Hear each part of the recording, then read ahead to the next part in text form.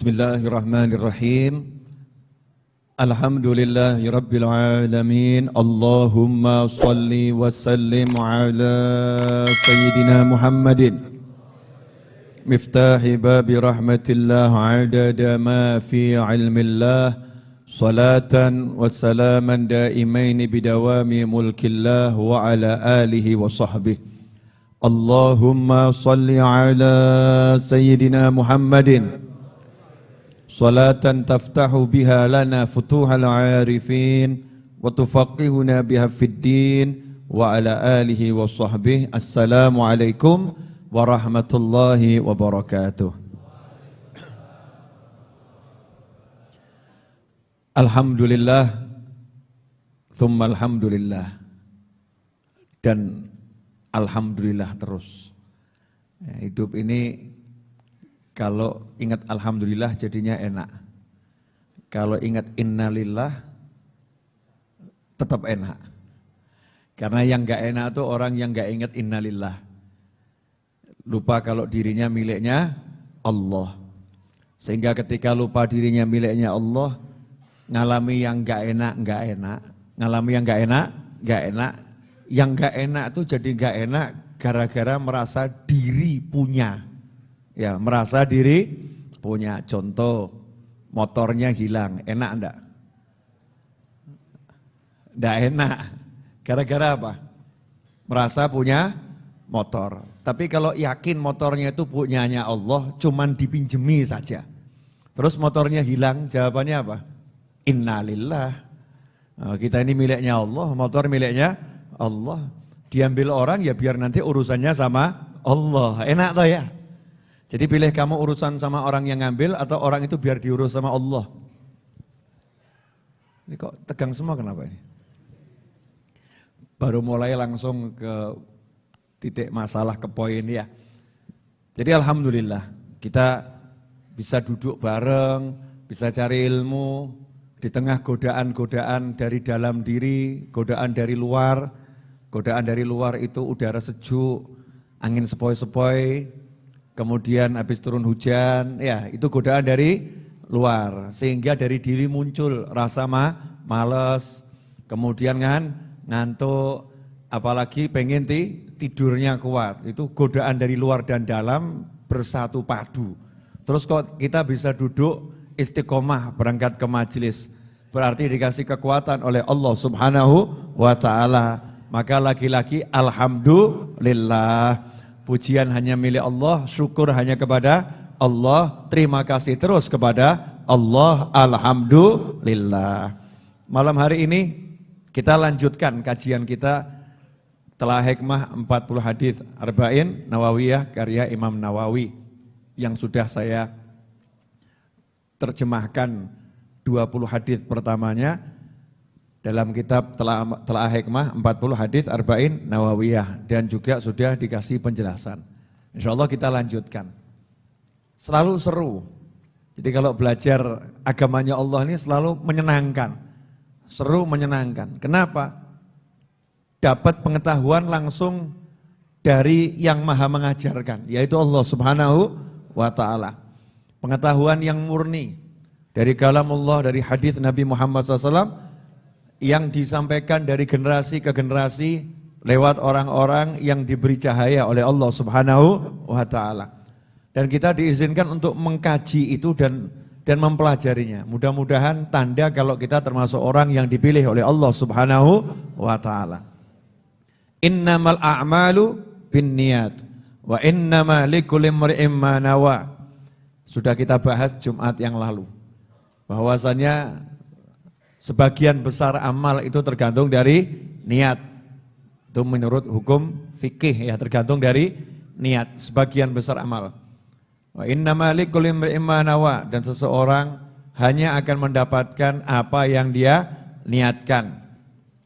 Dalam hukum tasawuf, bukan kajian hukum Islam, tapi kajian ilmu hati, ya, ilmu hati.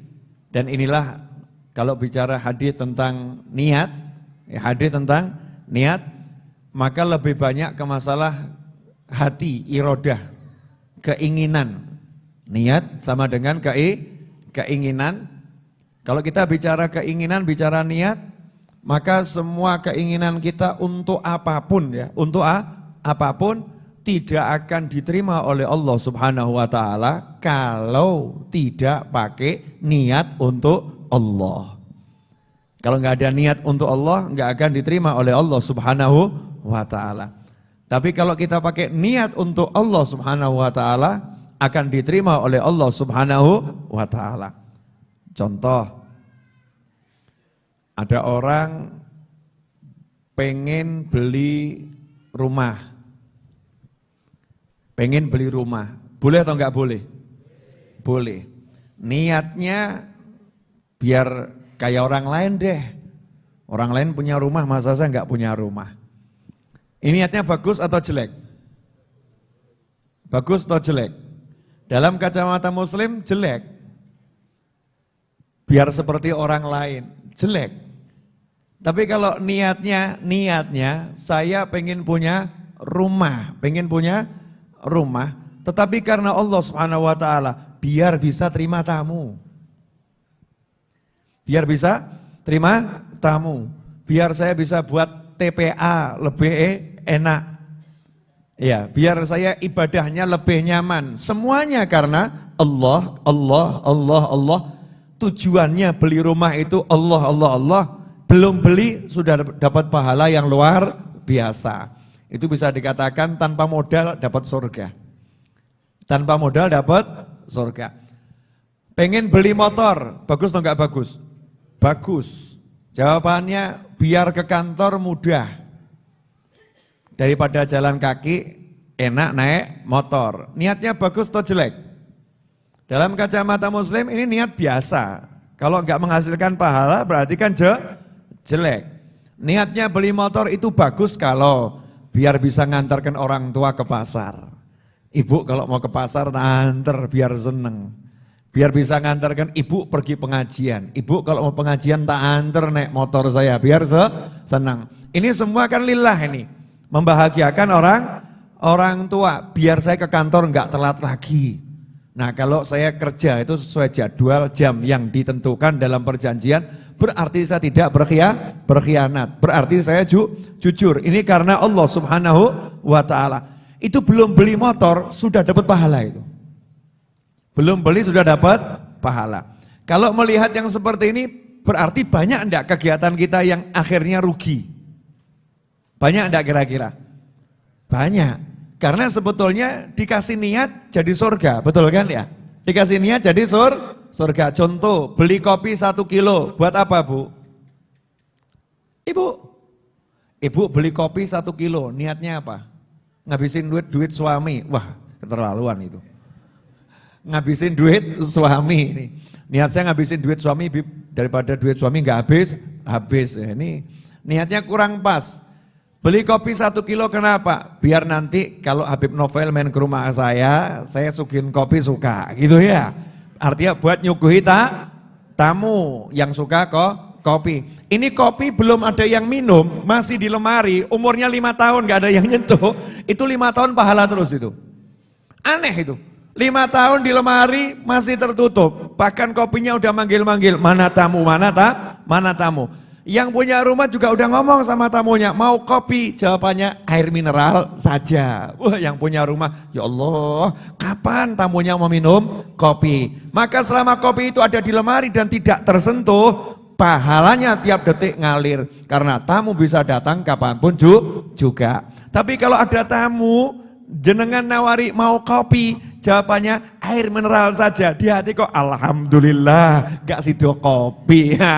Itu namanya niatnya salah itu. Sampai di sini jelas? Berarti banyak enggak kerugian yang kita alami? Banyak. Beli gula bisa dikasih niat, beli kopi bisa dikasih niat. Beli selimut bisa dikasih niat. Iya. Beli sikat gigi 5, orangnya cuma 1. Kamu kok beli sikat gigi 5 kenapa? 4 buat tamu saya. Tamunya mana? Kalau ada, sekarang belum. Itu sikat gigi 4 ya, ditaruh di kamar mandi masih bungkusan, itu tiap detik pahala itu. Kenapa? Sudah nawa itu, niatnya pengen memuliakan tamu. Niatnya pengen muliakan tamu. Makanya jadikan hidup kita penuh niat. Jadikan hidup kita penuh niat. Tentunya niat itu yang baik-baik saja. Innamal a'malu binniat.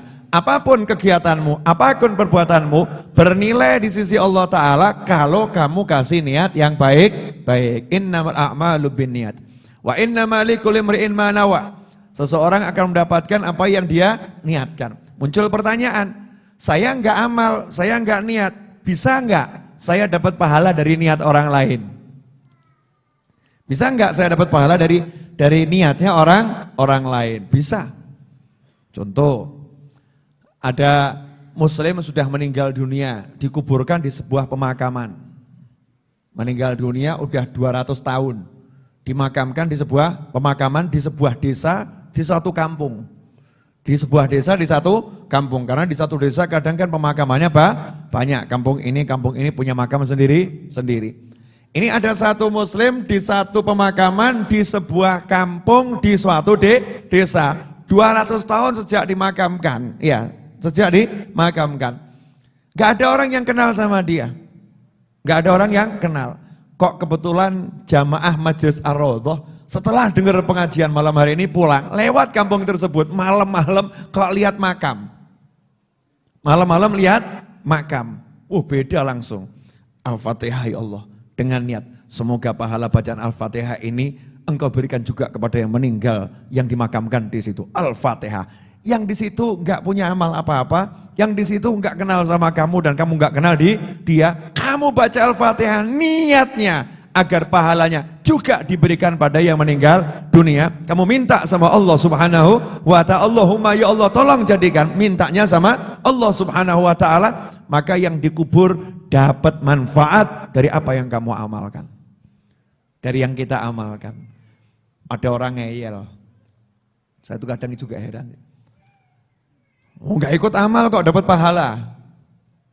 Enggak ikut amal kok dapat pahala. Jawabannya simple, saya nggak ikut kerja dapat transferan kok. Betul ya? Nggak ikut kerja dapat transferan, transfer 50.000, transfer 10.000. Yang kerja yang transfer, betul? Habib Novel duduk ngajar, bener kan ya? Saya duduk ngajar, tapi pemirsa ada yang transfer ini. Saya nggak ikut amal kok, yang amal dia, yang kerja dia, saya nyantai-nyantai saja. Tapi ternyata saya bisa dapat saldo tambah. Kenapa saldo saya bisa tambah? Karena yang transfer ngomong, bang, ya kirimkan uang saya senilai ini kepada rekening nomor sekian. Di bank ini, ting, tiba-tiba saldo saya nambah. Banknya mau kirim, kenapa? Karena nomor rekeningnya dikenal, banknya dikenal, saldonya juga ada. Maka sama bank dikirim. Begitulah hubungan muslim yang satu dengan muslim yang lain. Kalau yang dikubur itu umat Islam, berarti nomor rekeningnya jelas. Banknya jelas. Kita bisa kirimkan saldo kita kepada siapapun dari umat Islam, dimanapun dan kapanpun, ila yaumil qiyamah. Nikmatnya jadi muslim. Loh, dia kan gak punya amal. Yang ngomong siapa? Amalnya yang terbesar adalah punya 2 kalimat syahadah. Begitu punya 2 kalimat syahadat, al-muslim akhul muslim. Muslim yang satu menjadi saudara bagi muslim yang lain. Tapi kalau nggak pakai niat, kita jalan depan makam baca Fatihah saja, ya sudah. Fatihahnya hanya untuk kita sendiri. Itu yang di sana nggak kebagian itu, karena nggak ada bidikan, nggak ada tujuan, nggak ada niat. Innamal a'malu binniat. Orang lain bisa dapat manfaat dari niatnya orang lain. Contoh Nabi Muhammad SAW. Beliau pernah korban. Beliau mengatakan yang ini niat untuk umatku yang tidak mampu korban. Saya mau nanya, yang korban siapa? Nabi Muhammad SAW.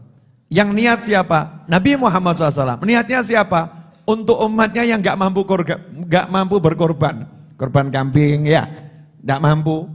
Tiap tahun gak mampu korban dia. Itu justru bejonya luar biasa. Tapi jangan kamu dongo loh ya. Allahumma jadikan aku gak mampu. Jangan. Ini al-pelitu wal-bakhilu. Niat betul, ya Allah saya pengen bisa korban tahun depan, ya Rob saya pengen bisa korban tahun depan. Tapi tiap tahun begitu bulan menuju korban ada saja yang jadi korban. Entah anaknya masuk rumah sakit, entah dia kepleset kakinya keseleo, kemudian obatnya mahal. Setiap tahun mau korban, uangnya udah disiapkan, harus dikorbankan. Jangan khawatir, karena 1400 tahun yang lalu Nabi Muhammad SAW sudah berniat umatnya yang gak mampu, sudah saya berkorban untuk beliau-beliau. Masya Allah, justru bejo, tiap dia gak mampu dapat pahala korban dari Nabi Muhammad SAW. Niatnya Rasulullah SAW. Nah, sekarang bahasan kita hari ini untuk menyelesaikan hadis ini. Karena kalau nggak diselesaikan, nggak selesai. Faman kanat hijratuhu ilallahi wa rasulihi fahijratuhu ilallahi wa rasulih. Barang siapa yang hijrahnya kepada Allah dan Rasulnya, maka hijrahnya kepada Allah dan Rasulnya. Faman kanat hijratuhu lidunya yusibuha aw imra'atin yankihuha fahijratu ila ma hajara ilaih. Barang siapa yang hijrahnya untuk dunia yang dia harapkan keuntungannya, dunia yang dia damba-dambakan, dunia yang dia inginkan, ya, atau wanita yang pengen dia nikahi, maka hijrahnya ya untuk itu. Hijrahnya untuk itu. Nah, insya Allah kita akan bahas kurang lebih 40 menit sampai 50 menit, kurang lebih. Sebelumnya saya mau nanya, tolong dijawab dengan sejujur-jujurnya. Tadi berangkat ke sini pakai niat enggak? Apa? Menghabiskan waktu? Apa? Niatnya apa? Cari ilmu. Ya, bagus. Apalagi? Tambah iman, bagus. Kangen sama saya, buat kalian bagus. Yang atas awas. Ya. Apalagi? Karena Jumat yang lalu kan udah ada pertanyaan yang cukup menjurus, ya kan ya? Ada lagi? Jadi begini, pahala Anda semua, pahala saya ini, saya bisa kalah jauh pahala berdasarkan niat.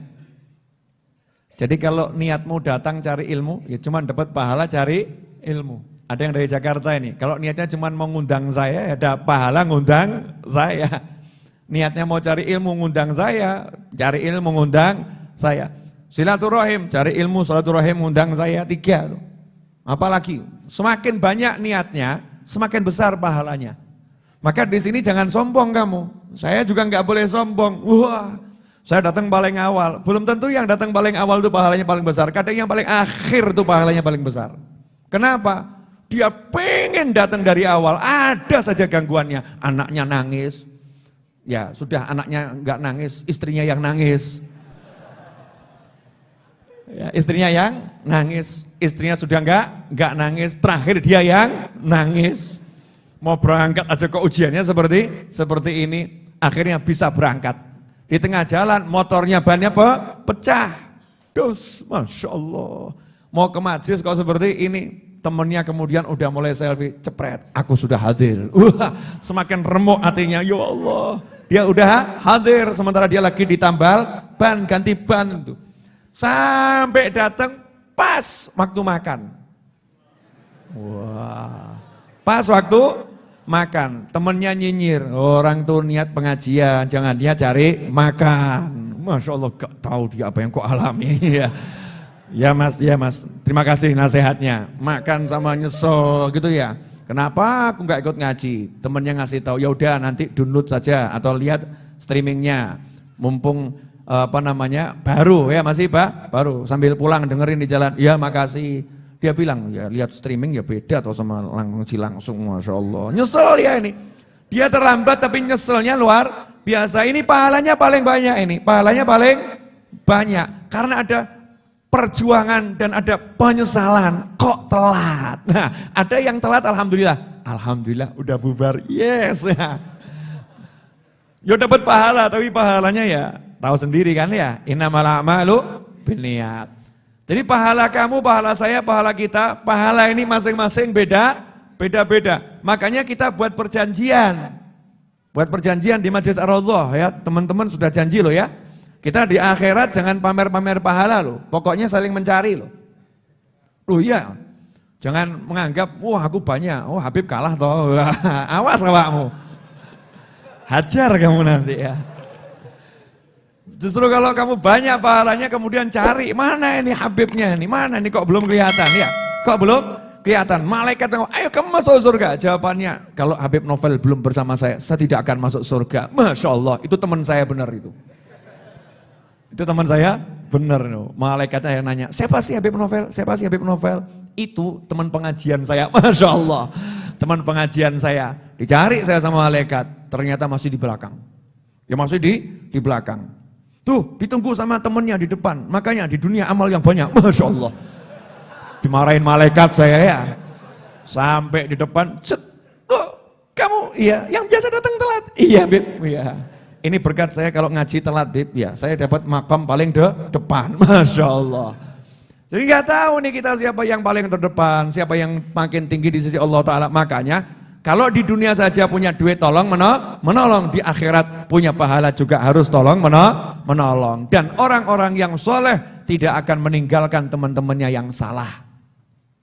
Gak akan meninggalkan teman-temannya yang salah. Kalau teman-teman yang soleh, gak usah dipikir, otomatis akan ada dalam satu kelompok. Tapi teman yang salah, itu perlu dicari, ya biar diberi bagian dari kesolehan yang dia miliki, sehingga kesalahannya diampuni oleh Allah Subhanahu wa Ta'ala. Innamal a'malu binniyat.